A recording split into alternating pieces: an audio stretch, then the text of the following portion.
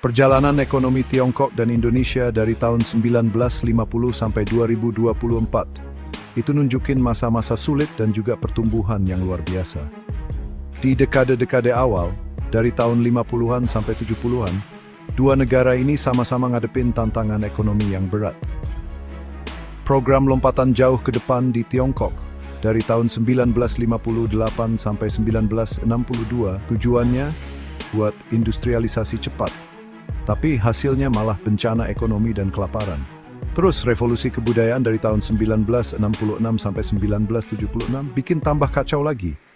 Indonesia di bawah Presiden Soekarno ngejalanin nasionalisme ekonomi. Caranya dengan ngambil alih aset-aset asing jadi milik negara. Tapi ekonomi jadi nggak stabil dan inflasi tinggi banget. Jadi pertumbuhannya keganggu. Data produk domestik bruto yang akurat dari zaman itu susah dicari. Pertumbuhan ekonomi dua negara ini umumnya lambat dan gak menentu. Nah, buat Tiongkok ada momen penting di tahun 1978. Waktu itu Deng Xiaoping mulai ngadain reformasi ekonomi besar-besaran. Reformasi ini bikin Tiongkok terbuka buat investasi asing. Dan juga ngebolehin praktik-praktik yang ngikutin pasar. Zona ekonomi khusus juga dibikin. Zona-zona ini jadi mesin pertumbuhan gara-gara ekspor. PDB Tiongkok mulai tumbuh cepet banget. Luar biasa. Pertumbuhannya rata-rata hampir 10% tiap tahun. Selama puluhan tahun, jutaan orang berhasil keluar dari kemiskinan. Masuk awal abad 21, Tiongkok udah jadi raksasa ekonomi dunia.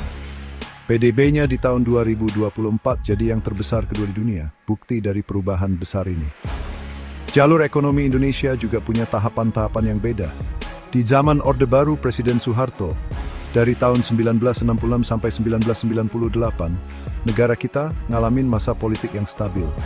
Kestabilan ini ngebantu pembangunan ekonomi. Pertumbuhannya didorong sama pendapatan minyak dan investasi asing. Tapi KKN alias korupsi, kolusi, dan nepotisme merajalela. Krisis moneter Asia tahun 1997 sampai 1998 ngehantam Indonesia parah banget. Ini bikin ekonomi kita anjlok dan politik jadi gonjang-ganjing. Sejak era reformasi mulai tahun 1998, Indonesia jadi negara demokrasi. Ekonominya tumbuh lebih stabil, rata-rata sekitar 5-6% tiap tahun. Pertumbuhan ini seringnya didorong sama belanja masyarakat di dalam negeri dan ekspor bahan mentah. Kalau kita bandingin angka PDB mereka, kelihatan banget bedanya. Di tahun 50-an dan 60-an PDB per kapita Indonesia kadang-kadang diperkirain sedikit lebih tinggi dari Tiongkok. Tapi, pertumbuhan Tiongkok yang meledak sejak tahun 80-an mengubah semua ini. Di tahun 2024, total PDB Tiongkok jauh lebih besar dari Indonesia. PDB per kapitanya juga jauh lebih tinggi. Contohnya nih, data Bank Dunia tahun 2023 nunjukin PDB Tiongkok sekitar 17,7 triliun dolar, sementara Indonesia sekitar 1,4 triliun dolar. Perbedaan skala yang gede banget ini nunjukin betapa uniknya keajaiban ekonomi Tiongkok. Ini juga nunjukin gimana pertumbuhan ekonomi Indonesia itu lebih pelan tapi pasti. Peta politik di Tiongkok dan Indonesia sudah berubah banget sejak tahun 1950, tapi arahnya beda jauh. Tiongkok tetap pakai sistem satu partai. Partai Komunis Tiongkok jadi kekuatan politik yang paling utama. Setelah masanya Mao Zedong yang ada revolusi kebudayaan yang heboh itu, Deng Xiaoping memulai masa reformasi dan keterbukaan. Di masa ini, kepemimpinan di dalam Partai Komunis Tiongkok jadi lebih bareng-bareng. Tapi, perubahan politiknya nggak sejalan sama kebebasan ekonominya. Kejadian di lapangan Tiananmen tahun 1989 makin menguatkan tekad partai buat tetap pegang kendali politik, apapun yang terjadi. Beberapa tahun terakhir ini, apalagi di bawah kepemimpinan Xi Jinping, kekuasaan jadi makin terpusat. Disiplin dan kesetiaan ke partai jadi makin penting. Kampanye anti korupsi juga jadi sorotan utama. Partai sudah menyesuaikan ideologinya, sering disebut sosialisme ala Tiongkok. Ini bikin ekonomi pasar bisa jalan, tapi tetap di bawah arahan ketat partai. Tujuannya biar politik tetap stabil. Kestabilan ini dianggap penting banget buat pembangunan ekonomi dan kekuatan negara terus maju. Ketangguhan dan kemampuan Partai Komunis Tiongkok buat menyesuaikan diri jadi kunci kekuasaannya selama lebih dari 70 tahun. Mereka berhasil mengawasi perubahan ekonomi yang besar sambil tetap pegang kuasa politik sendirian. Perjalanan politik Indonesia beda banget. Setelah dulu coba-coba demokrasi parlementer, Presiden Soekarno memperkenalkan demokrasi pimpin di tahun 1959. Sistem ini bikin kekuasaan numpuk di tangan beliau. Usaha kudeta tahun 1965 bikin adanya pergantian kekuasaan yang keras. Jenderal Soeharto naik jadi penguasa, terus mendirikan rezim Orde Baru tahun 1966. Pemerintahan Soeharto berlangsung selama 32 tahun. Cirinya itu otoriter dan pengaruh militer yang kuat. Meskipun bawa kestabilan dan pertumbuhan ekonomi, tapi suara-suara yang beda di berangus dan korupsi merajalela.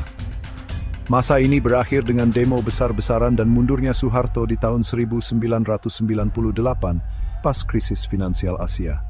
Jatuhnya Soeharto jadi awal era reformasi di Indonesia. Masa ini memulai demokrasi multipartai yang hidup. Sejak itu, Indonesia rutin ngadain pemilu yang bebas dan adil, baik di tingkat nasional maupun daerah. Kekuasaan juga sudah dibagi ke pemerintah daerah. Peran militer di politik sudah banyak dikurangi. Kebebasan ngomong dan berkumpul jadi jauh lebih luas. Meskipun demokrasi Indonesia masih punya banyak tantangan, kayak politik koalisi, korupsi, dan politik identitas, tapi sudah terbukti kuat. Pergantian kekuasaan secara damai lewat pemilu sudah jadi hal biasa. Ini beda banget sama Tiongkok yang terus-terusan diperintah satu.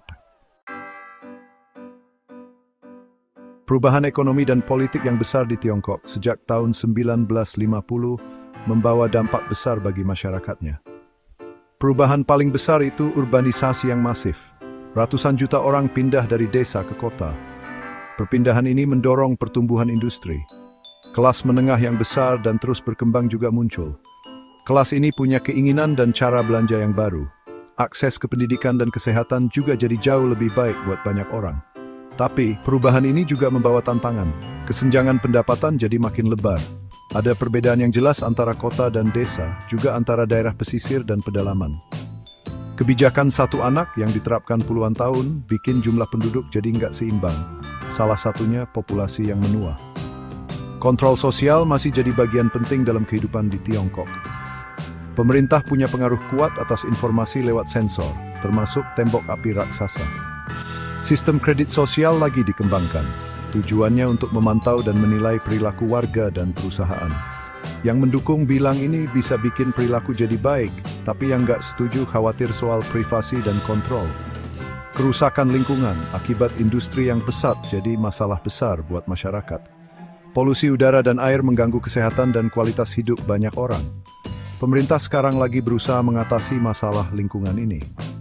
Sistem hukou atau catatan keluarga masih membatasi akses layanan sosial buat pendatang di kota. Di Indonesia, perubahan masyarakat juga besar, tapi kecepatan dan bentuknya beda sama Tiongkok. Urbanisasi juga terjadi, tapi nggak secepat dan seluas di Tiongkok. Kelas menengah juga tumbuh, terutama di kota-kota besar. Ini bikin permintaan barang dan jasa jadi meningkat. Peningkatan kesehatan dan pendidikan terlihat di seluruh Nusantara. Tapi, perbedaan pembangunan dan akses layanan antar daerah masih jadi masalah. Luasnya dan beragamnya wilayah Indonesia jadi tantangan sendiri buat pembangunan yang merata. Banyak pulau terpencil masih kekurangan fasilitas dan kesempatan. Perubahan ke demokrasi di Indonesia setelah tahun 98 membawa kebebasan sosial yang lebih besar. Kebebasan bicara, berkumpul, dan pers jadi jauh lebih luas. Ini bikin ruang publik jadi lebih terbuka dan dinamis. Kekayaan suku dan agama di Indonesia itu ciri khasnya. Mengelola keberagaman ini penting banget buat persatuan bangsa.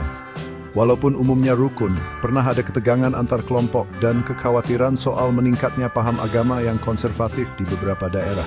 Masalah hak tanah dan pembagian sumber daya alam masih jadi penyebab konflik sosial di berbagai daerah.